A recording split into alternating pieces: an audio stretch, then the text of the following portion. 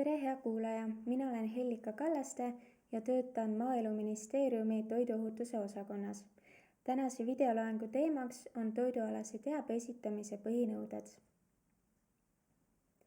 Toidualase teabe esitamise põhinõudeid reguleerib Euroopa Parlamendi ja Nõukogu määrus number 1169. Käesolevat määrust kohaldatakse toidukäitlejatele toiduahela kõigis etappides, sealhulgas toitlustuse ja kaugmüügiga tegelevatele käitlejatele, mille puhul on nende tegevus seotud toidualase teabe esitamisega tarbijatele. Seda kohaldatakse igasuguse lõpptarbijatele ettenähtud toidu suhtes, sealhulgas toitlustusettevõtete poolt tarnitava toidu ja toitlustusettevõtetele tarnimiseks ettenähtud toidu suhtes. Toidualase teabe esitamise eest vastutab käitleja. Toidualase teabe esitamise eesmärgiks on tarbija teavitamine, mis toimub läbi toidumärgistuse. Märgistusena vaadeldakse kogu pakendil olevat informatsiooni. Tarbijale teabe esitamine ei tohi eksitada toidu olemuse, omaduste, koostise, koguse, säilivuse, valmistamisviisi ega ka päritolu osas. Teave peab olema täpne, selge ja kergesti mõistetav. Toidule ei tohi omistada mõju, mida sellel tegelikult ei ole. Ei tohi viidata haigusi vältida aitavatele ega ka leevendavatele või ravivatele omadustele, sest toit ei ole ravim.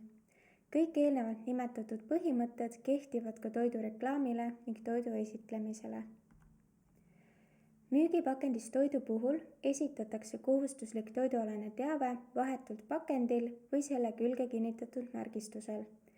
Märgistusel tuleb esitada toidu nimetus, koostisosade loetelu, allergiat või talumatust põhjustavad koostisosad, teatud koostisosade kogus, netokogus, säilimisaeg, säilitamise või kasutamise eritingimused või eritingimused nii säilitamise kui ka kasutamise kohta. Lisaks tuleb märgistusel esitada toidukäitleja nimi ja aadress, kelle nime või ärinime all toitu turustatakse, või kui käitleja ei ole asutatud liidus, siis liidu turule importija andmed. Teave päritolu kohta tuleb esitada, kui see on nõutud või kui selle puudumine võib tarbijat eksitada. Vajadusel esitatakse tarvitamisjuhis.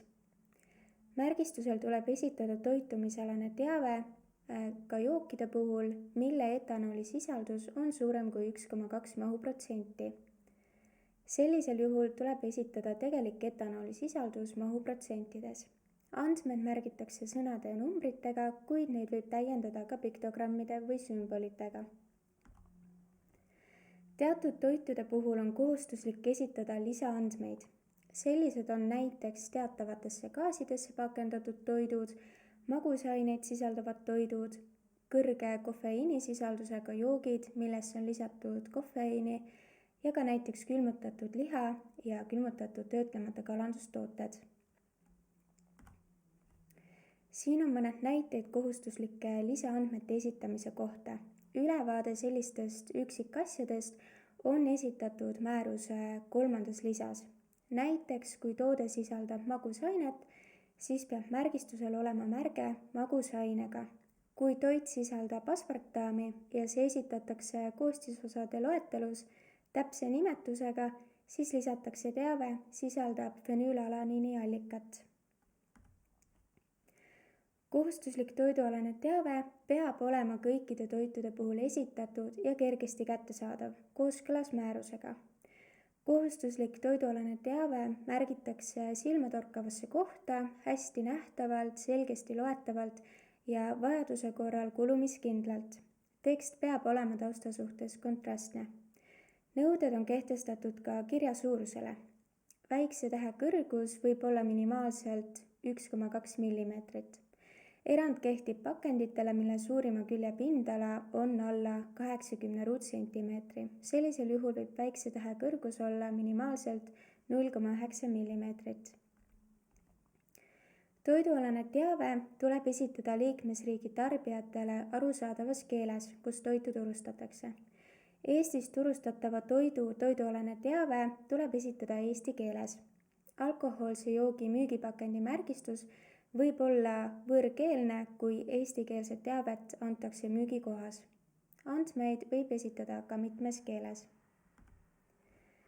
Mõningatel juhtudel võib teatud kohustuslikud andmed jätta esitamata. Sellisteks eranditeks on korduvkasutamiseks mõeldud püsivalt märgistatud klaaspudelid, pakendid ja mahutid, mille suurim küljepindala on väiksem kui 10 ruutsentimeetrit. Lisaks määruse 5. lisas loetletud toidud, näiteks töötlemata tooted, mis koosnevad ühest koostisosast, sellised on näiteks mesi, kala, nisujahu ja värsked puuviljad, ning teatud erandid kehtivad ka jookidele, mille etanolisisaldus on üle 1,2 mahuprotsendi. Kehtestatud on nõuded teatud andmete esitamisele samas vaateväljas. Toidupakendi vaateväljaks nimetatakse pakendi selliseid pindu, mis on loetavad ühest vaatepunktist. Samas vaateväljas esitatakse toidu nimetus, netokogus ja alkohoolsete jookide etanolisisaldus, kui etanolisisaldus on suurem kui 1,2 mahuprotsenti. Väikestele pakenditele kehtivad mõningad toidualase teabe esitamise erandid. Minimaalset kirjasuurust juba eespool käsitlesin, kuid kordan üle, et kui pakendi suurima külje pindala on alla 80 ruutsentimeetri, siis on lubatud minimaalseks kirjasuuruseks 0,9 mm. Toidu toitumisalast teavet ei pea esitama, kui pakendi või mahuti suurima külje pindala on alla 25 ruutsentimeetri. Kui pakendi suurima külje pindala on aga alla 10 ruutsentimeetri, siis pakendil on kohustuslik esitada üksnes toidu nimetus, netokogus, info allergeenide kohta ning säilimisaeg. Koostisosade loetelu esitatakse teiste vahendite abil või tehakse kättesaadavaks tarbija nõudmise korral ning sama vaatevälja nõuet ei kohaldata. Järgmiseks teemaks on toidu nimetus. Toidu nimetus peab olema arusaadav, üheselt mõistetav ja see ei tohi ostjat eksitada. Toidu nimetusena kasutatakse seaduslikku nimetust, mis on ette nähtud konkreetse toidu suhtes kohaldatavas õigusaktis, näiteks piim, mahl, šokolaad. Kui aga seaduslik nimetus puudub, võib toidu nimetuseks olla ka üldtuntud nimetus, näiteks kali või kohuke. Või toitu kirjeldav nimetus, näiteks seemnetega sepik. Toidu nimetus peab olema alati pakendil kirjas ning väljamõeldud nimetus ega kaubamärk seda ei asenda. Määruse 6. lisa käsitleb toidu nimetusega seonduvaid kohustuslikke andmeid. A osas on kirjas toidu nimetusega kaasnevad kohustuslikud andmed. Näiteks peab toidu nimetus sisaldama andmeid toidu füüsikalise oleku või eritöötluse kohta kõikidel juhtudel, kui sellise info puudumine võiks ostjat eksitada. Hakkliha nimetust käsitlevad erinõuded on kirjas määruse B osas ning C osa käsitleb vorstituote kesta nimetust puudutavaid erinõudeid. Kui vorstikest ei ole söödav, siis peab vastav teave ka märgistusel kajastuma. Kõik toidu koostisosad peavad kajastuma koostisosade loetelus, sealhulgas lõhna- ja maitseained, lisaained, liitkoostisosad ja nende koostisosad ning teised toidu valmistamisel kasutatavad ained. Loetelule peab eelnema sõna koostisosad või loetelule eelnev pealkiri peab sisaldama sõna koostisosad. Koostisosad peavad kandma täpset nimetust. Teatud juhtudel võib koostisosa tähistada konkreetse nimetuse asemel toidugrupi nimetusega. Koostisosad esitatakse sisalduse kahanevas järjekorras vastavalt toidu valmistamise ajal kasutatud kogusele. Koostisosa kogust tuleb protsentides näidata juhul, kui see esineb toidu nimetuses, pildina toote pakendil või on oluline toote eristamiseks. Kui toidu koostisosa koosneb mitmest koostisosast, näiteks glasuur, siis nimetatakse seda liitkoostisosaks ja see kantakse loetelusse oma nimetuse all üldise kaalu alusel. Liitkoostisosa koostis tuleb samuti esitada. Tavaliselt esitatakse liitkoostisosa koostis vahetult selle järel sulgudes. Allergiat või talumatust põhjustavad aineid esitatakse koostisosade loetelus teistest koostisosadest eristatavalt. Teatud juhtudel pole vaja koostisosade loetelu esitada. Koostisosade loetelu esitamine ei ole nõutud värskete marjade, puu- ja köögiviljade, sealhulgas kartuli puhul, kui need on koorimata, tükeldamata või muul samalaadsel viisil töötlemata. Ei pea esitama ka karboniseeritud vee puhul, kui nimetusest selgub, et toode on karboniseeritud. Ei pea esitama ka fermenditud äädikate puhul, millele ei ole lisatud ühtegi muud koostisosa ja mis on saadud ühe põhisaaduse töötlemisel. Lisaks ei pea esitama ka juustu- või ja hapupiimatoodete puhul, mis sisaldavad vaid piimatooteid, tootmiseks vajalikke toiduensüüme, mikroorganismide kultuure ja juustu puhul valmistamiseks vajalikku soola. Koostisosade loetelu ei ole vaja esitada ka ühest koostisosast koosneva toidu puhul, kui nimetus on sama, mis koostisosa nimetus või kui toidu nimetus võimaldab koostisosa olemuse eksimatult kindlaks määrata. Koostisosade loetelu ei ole nõutud ka alkohoolsete jookide puhul, mille etanooli sisaldus on üle 1,2 mahuprotsendi. Koostisosade loetelus võib teatud koostisosi esitada toidugrupi nimetusega. Mõned näited sellistest toidugrupi nimetustest on kala, mida võib kasutada, kui nimetuse esitusviis ei viita konkreetsele kalaliigile. Toidugrupi nimetusena võib kasutada nimetust taimsed rasvad ja õlid, vürtsid ning maitsetaimed. Oluline on märkida, et kui koostisosa kindla nimetuse asemel kasutatakse toidugrupi nimetust, siis on samuti vajalik allergeenide esitamine, näiteks lisatakse sulgudesse. Levinud toidugrupi nimetused on maitsetaimed ja vürtsid. Neid nimetusi võib kasutada, kui maitsetaimede ega vürtside sisaldus ei ületa 2% toidu kaalust. Konkreetseid maitsetaimede nimetusi, näiteks basiilik, majoraan, või vürtside nimetusi, näiteks mustpipar ja nelk, ei pea sel juhul eraldi märgistusel välja tooma. Kui on erinevate vürtside või maitsetaimede segu, siis kasutatakse nimetusena vastavalt vürtside segu või maitsetaimede segu. Kui toidugrupi nimetusena kasutatakse nimetust taimsed õlid, siis tuleb koostisosade loetelus toidugrupi nimetuse järel esitada ka kõik õliliigid. Näiteks taimsed õlid ja sulgudes konkreetsed õliliigid. Sellele võib järgneda fraas muutuvas suhtes. Hüdrogeenitud taimse või loomse õli ja rasva puhul peab lisama sõnad täielikult hüdrogeenitud või osaliselt hüdrogeenitud. Lisaained kuuluvad toidu koostisesse ja need peavad kajastuma ka koostisosade loetelus. Lisaained tähistatakse rühmanimetusega, näiteks kergitusaine või paksendaja. Kui mõni koostisosa kuulub mitmesse rühma, siis märgitakse aine põhifunktsioonile vastava rühma nimetus. Rühma nimetusele järgneb lisaaine nimetus või e-number. Erandiks on lauamagusaine, mille müüginimetus peab sisaldama kindlat mõistet ning selle koostisse kuuluva magustava aine või ainete nimetusi. Lauamagusained on näiteks polüoolid ja aspartam.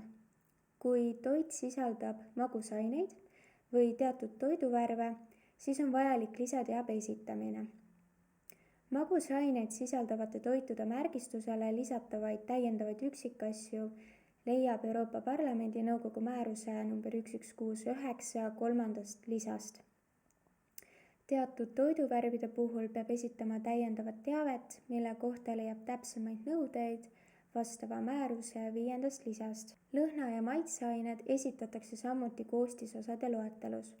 Need tähistatakse kas mõistega lõhna- ja maitseained või esitatakse veelgi täpsema nimetuse või kirjeldusega. Kui asjakohane, siis võib kasutada ka nimetust suitsutuspreparaat või teisi sobilikke viise suitsutuspreparaadile viitamiseks.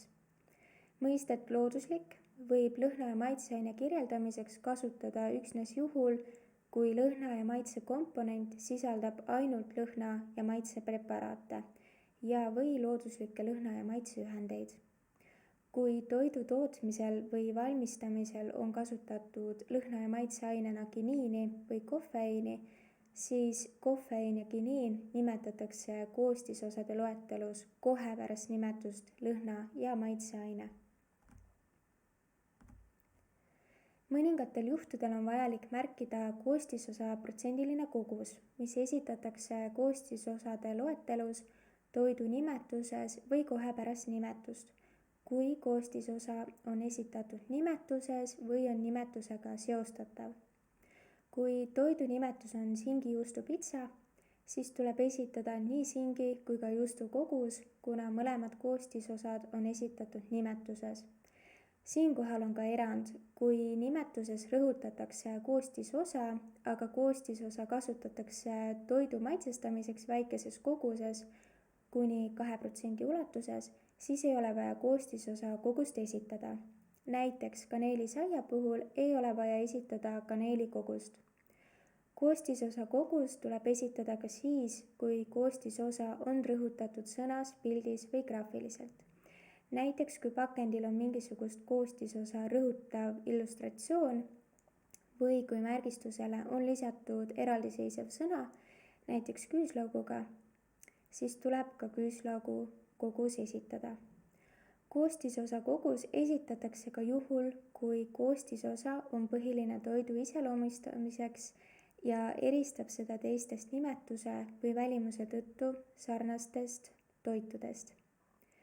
Näiteks keeduvorsti puhul tuleb esitada nii veiseliha kui ka sealiha kogus.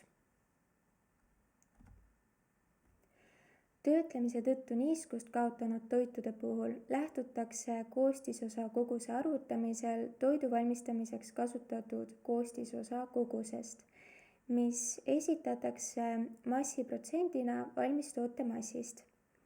Näiteks mustikakoogi puhul esitatakse lisatud mustikamoosi kogus valmistoote ehk küpsetatud koogimassist.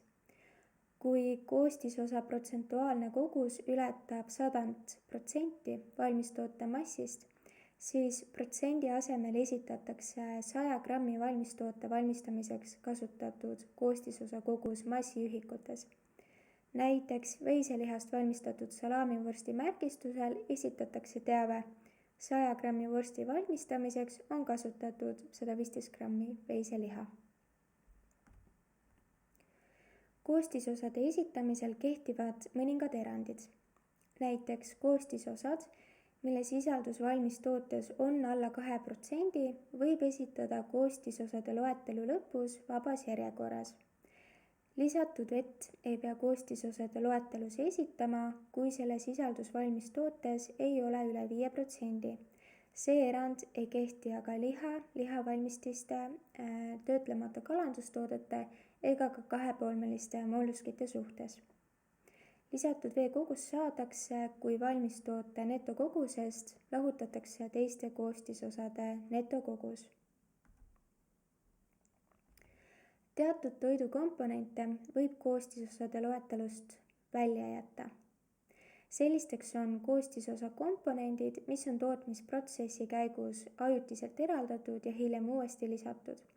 Samuti ei pea koostisosade loetelus kajastama lisaaineid ja toiduensüüme, millel pole lõpptootes tehnoloogilist funktsiooni ning sisalduvad tootes seetõttu, et on üle kandunud mõnest liitkoostisosast. Kui näiteks salati valmistamisel kasutatakse ürdisoola, mis sisaldab pakkumisvastaseid aineid, siis salatis ei oma enam need pakkumisvastased ained tehnoloogilist funktsiooni, mistõttu pakkumisvastaseid aineid ei pea salati koostisosade loetelus esitama. Koostisosade loetelus ei pea esitama kandeaineid, mida on kasutatud lõhna- ja maitseainete viimiseks toitu, ega ka abiaineid, näiteks ensüüme, mida on kasutatud mahla tootmiseks. Loetelust võib välja jätta ka vee, kui seda kasutatakse tootmisprotsessis ainult kontsentreeritud või veetustatud kujul kasutatud koostisosa tagasiviimiseks endisesse olekusse või juhul, kui vesi on vedelaks keskkonnaks, mida tavaliselt toiduks ei tarbita, näiteks marinaadi valmistamiseks kasutatud vesi. siin on näide koostisosade loetelust. Loetelule eelneb sõna koostisosad. Koostisosad on esitatud kaalu alanevas järjekorras. Mõne koostisosa kogus on esitatud protsentuaalselt. Liitkoostisosa järel on sulgudes kõik selle liitkoostisosa koostisosad. Erinevad maitsetaimed on esitatud toidugrupi nimetusega maitsetaimed. Allergeenid on esitatud teistest koostisosadest eristuval kujul paksus kirjas. Allergiate talumatust põhjustavad ained või tooted esitatakse koostisosade loetelus teistest koostisosadest eristuval kujul. Selleks kasutatakse näiteks kirja stiili, kirja suurust või taustavärvi, viidates selgesõnaliselt allergeeni nimetusele. Kui ei olda kindlad, et tarbija seostab toidu nimetust allergeeni nimetusega, siis tuleb allergeeni nimetuse juures välja tuua, näiteks pulgur sulgudes nisu. Sõltumata koostisosade esitamise eranditest tuleb allergeenid alati esitada. Näiteks kui toidu koostisosade hulgas on lõhna- ja maitseained, mis on esitatud nimetusega lõhna- ja maitseained, tuleb mandlit siiski rõhutada, kuna tegemist on allergeeniga. Liitsõna puhul võib rõhutada kogu sõna või ainult allergeeni nimetust. Näiteks munavalge massi puhul võib rõhutada üksnes muna või tervet sõna. Kui koostisosade loetelu puudub, esitatakse allergeenid sõnaga sisaldab. Näiteks veinide puhul lisatakse märgistusele teave sisaldab sulfiteid. Sellel slaidil on esitatud määruse teises lisas välja toodud enamlevinud allergeenid, mida peab märgistusel rõhutama. Allergeene on veel teisigi, kuid neid ei pea määruse kohaselt rõhutama. Oluline on märkida, et teraviljast saadud koostisosade puhul on vajalik rõhutada konkreetset teravilja, näiteks rukist või nisu.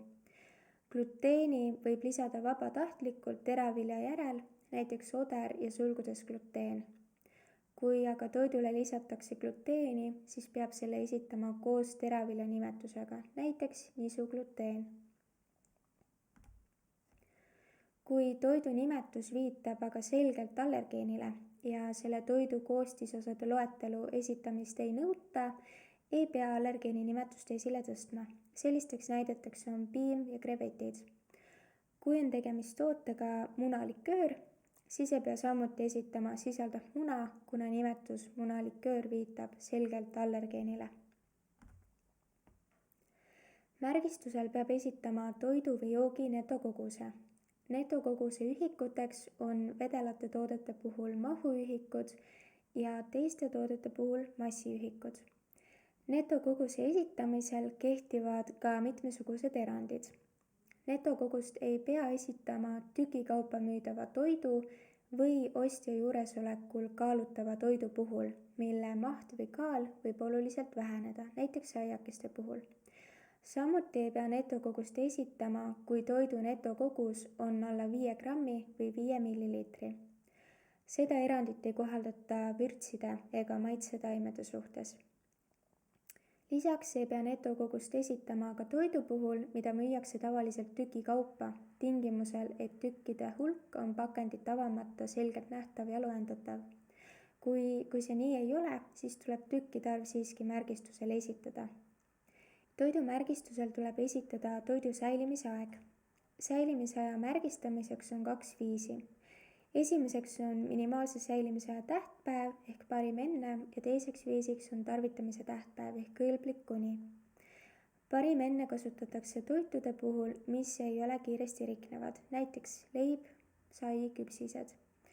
Kõlblik kuni kasutatakse kiiresti riknevate toitude puhul, sellised toidud on näiteks värske liha ja kala. Minimaalse säilimise tähtpäev esitatakse sõnadega parim enne või parim enne lõppu. Nendele sõnadele järgneb tähtpäev või viide tähtpäeva asukohale märgistusel. Parim enne tähtpäev koosneb päevast ja kuust, võimalusel ka aastast. Parim enne lõppu tähtpäev võib koosneda kuust ja aastast või üksnes aastast. Viide tähtpäeva asukohale peaks olema selline, et tarbija leiaks säilimise aja pakendilt lihtsasti üles. levinud on viide vaata pakendilt, aga tegelikult on see üsna üldsõnaline. Parem oleks näiteks vaata kaanelt või vaata kinnitusklambrilt. Vajaduse korral järgneb kõnealustele andmetele säilitamistingimuste kirjeldus, mida tuleb järgida, et toode nimetatud aja jooksul säiliks. Säilitamistingimusi võib täiendada kasutamistingimustega, kui see on toidu nõuetekohaseks kasutamiseks vajalik, näiteks pärast avamist tarbida 5 päeva jooksul. Tarvitamise tähtpäevamärgistus koosneb sõnadest kõlblik kuni ning sellele märkele järgneb samuti tähtpäev või viide tähtpäeva asukohale märgistusel. Tähtpäeva märkimisel esitatakse esmalt päev, seejärel kuu ning võimalusel aasta. Nendele andmetele peab järgnema säilitamistingimuste kirjeldus, mida tuleb järgida. Üldjuhul tuleb sellist toitu säilitada külmkapis temperatuuril +2 kuni +6 kraadi. Säilitamistingimusi võib täiendada kasutamistingimustega, kui see on toidu nõuetekohaseks kasutamiseks vajalik. Näiteks pärast avamist tarvitada 1 päeva jooksul. Oluline on meeles pidada, et tarvitamise tähtpäev märgitakse ka igale pakendatud üksikportsjonile ning pärast kõlblik kuni kuupäeva möödumist ei tohi toitu turustada. Tulenevalt toidualase teabe esitamise määrusest tuleb külmutatud liha, lihavalmististe ja töötlemata kalandustoodete märgistusel esitada külmutamise tähtpäev või juhul, kui on külmutatud rohkem kui üks kord, siis esmakordse külmutamise tähtpäev. Külmutamise tähtpäevale eelneb märge külmutatud, ei tohi kasutada sõna sügavkülmutatud ning selle märkega kaasneb tähtpäev, mis koosneb päevast, kuust ja aastast või järgneb sellele viide külmutamise tähtpäeva asukohale märgistusel. Toidupartii määrab ja tähistab toidukäitleja. Partii tähistusele eelneb täht L. Juhul, kui partii tähistus on muust teabest selgelt eristatav, ei ole vaja L-tähte partii tähistusele lisada. Partii tähistust ei ole vaja esitada, kui toidu säilimise aja tähtpäev sisaldab vähemalt päeva ja kuud, kuna sellisel juhul on võimalik partiid identifitseerida ka säilimise aja märgistuse alusel. Kui põllumajandussaadusi turustatakse otse ladustamiseks, töötlemiseks või pakendamiseks, ei pea samuti partii tähistust esitama. Toidu päritolu tuleb esitada teatud toidugruppide puhul ja sel juhul, kui päritolu puudumine võib tarbijat eksitada. Toidu päritolu märkimiseks näidatakse päritoluriigi nime või lähtekohta. Päritolu märkimiseks ei piisa riigikoodide esitamisest, kuid lubatud on kasutada üldtuntud lühendeid nagu näiteks USA ja UK. Toidu müügipakendi märgistusel tuleb esitada toidu põhikoostisosa päritolu juhul, kui toidu päritoluriik või lähtekoht, see tähendab koht, kus toit valmistati, on küll märgitud, kuid see ei ole sama, mis toidu põhilisel koostisosal. Siin sulgudes esitatud rakendusmäärus täpsustab, kuidas põhilise koostisosa päritolu esitada ning lisaks on koostatud ka juhend määruse 2018/775 rakendamiseks Eestis. Põhikoostisosa päritolu märkimisel kehtivad üldised tähemärgi suuruse nõuded. Teave põhikoostisosa päritolu kohta esitatakse toidu päritolu märkega samas vaateväljas. Põhikoostisosa päritolu esitamiseks märgitakse üks kahest. Märgistusel esitatakse põhilise koostisosa päritoluriik või lähtekoht ning märgitakse, et põhilise koostisosa päritoluriik või lähtekoht on toidul märgitust erinev, näiteks lisatakse teave, piim ei ole pärit Eestist. Toiduohutuse seisukohalt on oluline tagada toidu jälgitavus. Selleks on loomset päritolu toidu puhul kohustuslik kanda pakendile identifitseerimismärk ja värske liha puhul rümbale tervisemärk. Identifitseerimismärk peab olema loetav ja kustumatu, kergesti eristatavate tähtedega ning asetatud selgelt nähtavale kohale. Märk peab sisaldama ettevõtte asukohariigi nime või lühendit vastavalt ISO standardile. ettevõtte tunnusnumbrit ja lühendit Euroopa Liidu tähistamiseks. Etanoolisisaldus tuleb esitada alkohoolsete jookide puhul, mille etanoolisisaldus on üle 1,2 mahuprotsendi. Ühikuks on mahuprotsendid. Etanoolisisalduse ette võib kirjutada sõna alkohol või kasutada vastavaid lühendeid. Etanoolisisaldus esitatakse 1/10 täpsusega. Müügipakendis oleva töödeldud toidu märgistusel on kohustuslik esitada toitumisalane teave. Toitumisalane teave esitatakse 100 grammi või 100 milliliitri toidu või joogi kohta.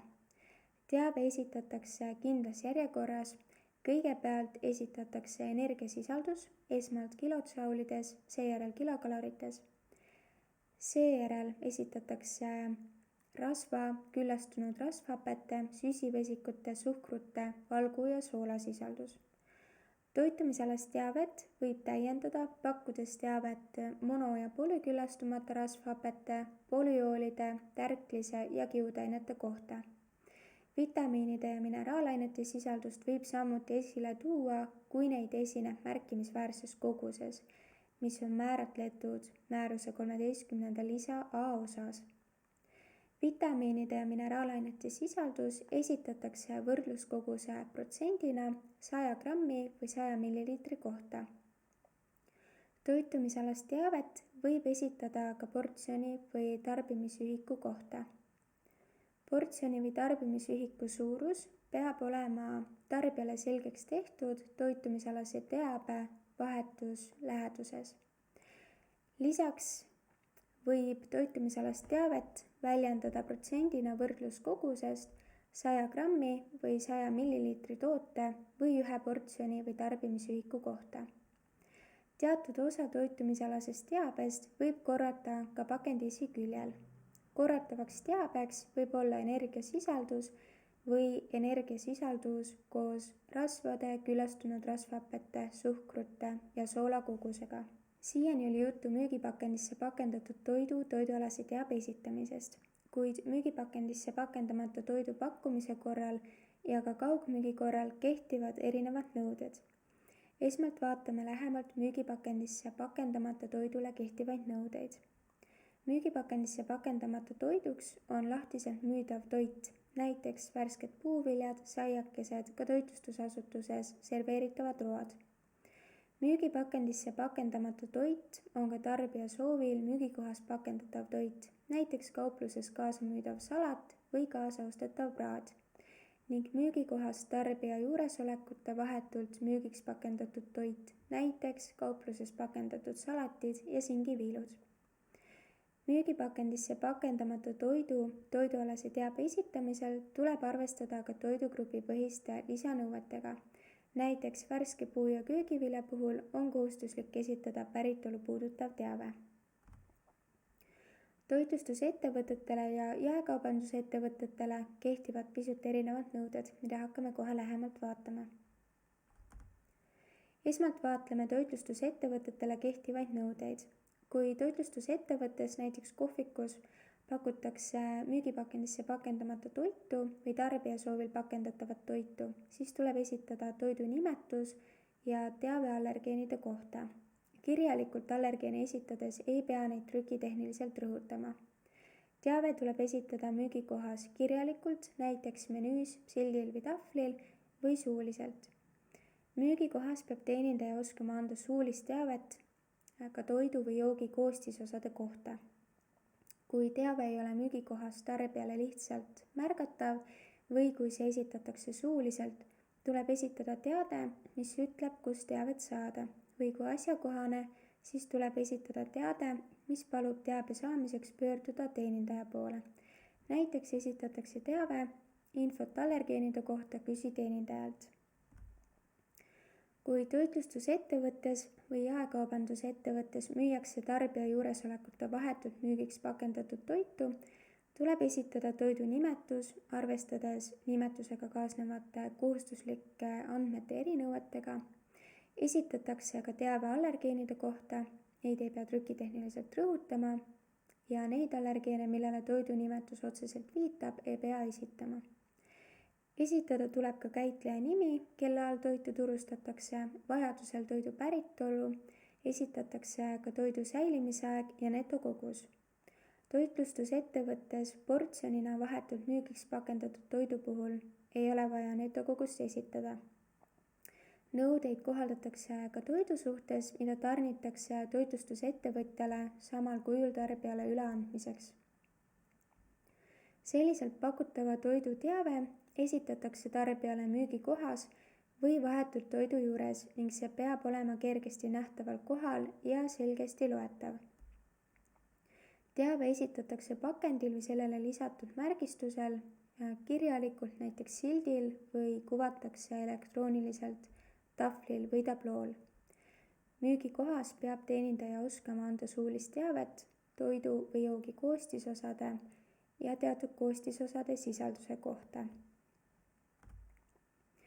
Kui jaekaubandusettevõttes müüakse müügipakendisse pakendamata toitu või tarbija soovil pakendatavat toitu, siis tuleb esitada toidu nimetus, teave allergeenide või talumatust põhjustavate ainete kohta, käitleja nimi, vajadusel päritolu ning toidu säilimisaeg. Arvestama peab ka toidugrupi põhiste lisanõuetega ning teave esitatakse tarbijale vahetult müügikohas või toidu juures ning see peab olema jällegi kergesti nähtaval kohal ja selgesti loetav.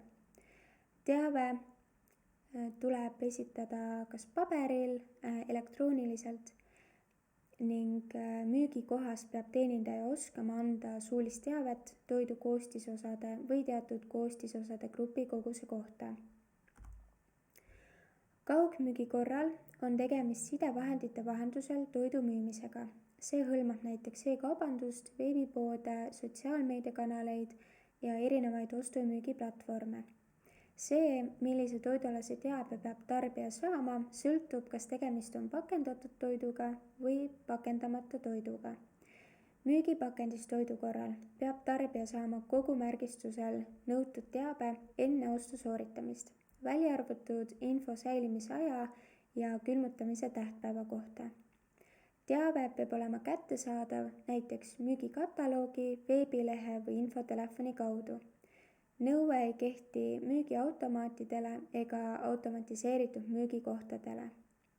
Kogu kohustuslik teave, sealhulgas info toidu säilimisaja ja külmutamise tähtpäeva kohta, peab olema kättesaadav toidu kättetoimetamise ajal, mis peab olema esitatud pakendil, sellele kinnitatud märgistusel või toiduga kaasas oleval teabelehel. Müügipakendisse pakendamata toidu kaugmüügi puhul oleneb nõutava teabe hulk pakendamata toidule kehtestatud riigisisestest nõuetest. Järgneval 3 slaidil on esitatud toidud ja toidugrupid, mille puhul esineb märgistamise erinõudeid ja reguleeritud nimetusi ehk seaduslikke nimetusi. Neid käsitletakse lähemalt järgmises videoloengus. Esineb toite, millele on kehtestatud koostis- ja kvaliteedinõuded. Sellised on näiteks moos, mahl, šokolaad ja mineraalvesi. Lisaks on toidugruppe, mille puhul kehtivad turukorralduse määrusest tulenevad erinõuded. Sellised toidugrupid on näiteks värsked puu- ja köögiviljad, piim- ja piimatooted, liha, kalapüügi- ja vesiviljelustooted, oliiviõli ja alkohol. Ka nendest erinõuetest tuleb lähemalt juttu teises videoloengus. Eraldi reguleeritud toidugrupid on ka näiteks uuendtoit, eritoit, lisaained ning lõhna- ja maitseained, mille puhul on samuti märgistamise erinõudeid, mis tulevad käsitlemisele järgmises videoloengus. Selle loengu lõpetuseks kordan üle müügipakendile esitatavad kohustuslikud andmed. Need on toidu nimetus, koostisosade loetelu, milles esitatakse ka allergiat või talumatust põhjustavad koostisosad teistest koostisosadest eristatult, teatud koostisosa või koostisosade kogus, netokogus, säilimise aeg, vajadusel säilitamise või kasutamise eritingimused, käitleja andmed, vajadusel päritolu ja tarvitamisjuhis, toitumisalane teave ja alkohoolsete jookide, mille etanoolisisaldus on üle 1,2 mahuprotsendi, tuleb esitada ka etanoolisisaldus.